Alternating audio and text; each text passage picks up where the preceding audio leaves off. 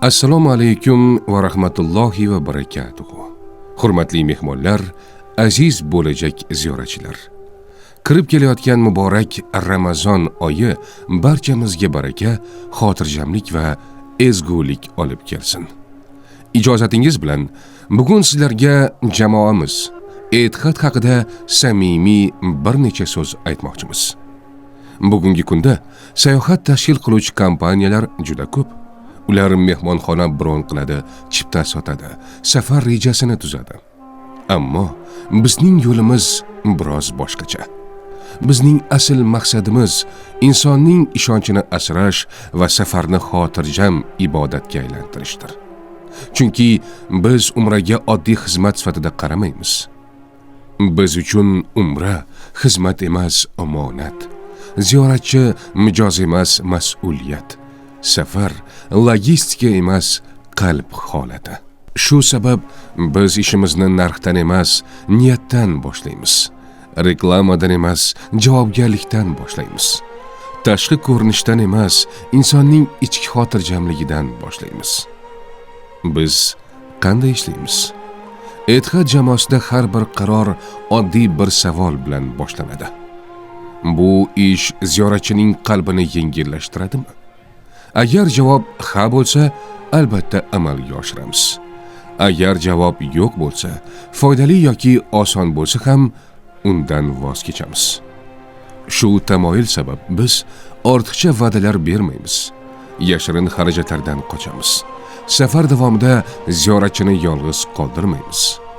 Muammo yuzaga kelsa, bahona emas, yechim topamiz.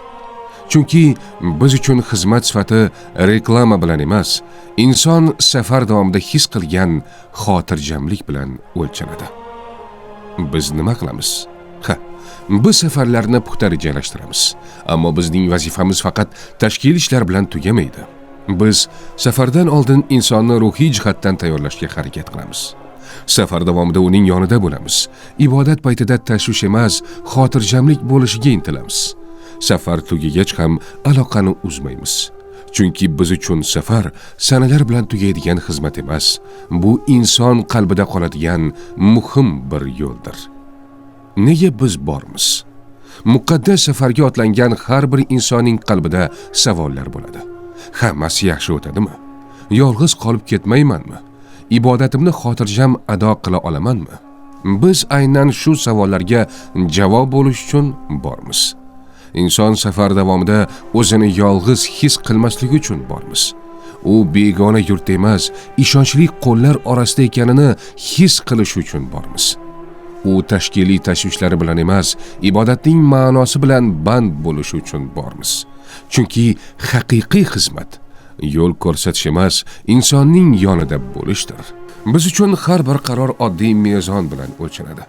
Savdo oshib, ishonch kamayadigan bo'lsa, undan voz kechamiz. Tez foyda berib, barakani yo'qotsa, to'xtaymiz. Foyda keltirib, ziyoratchini ranjitsa, bu bizning yo'limiz emas. Shuning uchun e'tiqod shunchaki kompaniya emas, bu mas'uliyatni e'tiqod darajasiga olib chiqqan jamoa. Bu xizmatni kasb emas, omonat deb bilgan insonlar yo'li. Biz sayohat tashkil qilmaymiz. Biz ishonchni asraymiz. Yuqoridagi barcha maqsadlarimizga Robbimizga suyangan holda kamchiliklarimizni tuzatib borib yetishga doimo intilamiz. Rasmiy litsenziyaga ega B2 Managementning e'tiqod paketlari siz uchun doimo xizmatga tayyor. Biz siz uchun doimo izlanishda davom etamiz. Sharafli yo'lda, sharafli xizmat. Hurmat bilan e'tiqod jamoasi.